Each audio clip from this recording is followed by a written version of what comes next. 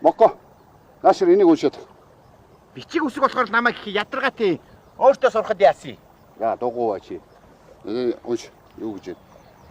1978 он өмнө говь овоо Жинжима. Анхны дурлал. За одоо энийг унш. Би уншия. 1978 өмнө говь овоо Жинжима. Цаашаа ууж. За унш юу гэж вэ?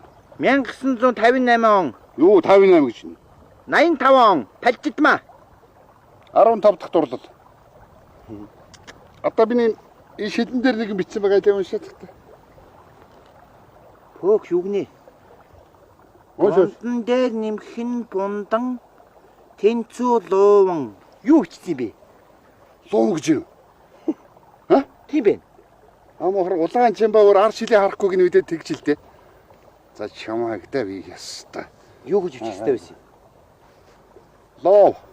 Ямарма? Лоо. Юу гэж байгаа наач? Гадаадаар хайр дурлаа гэж байгаа.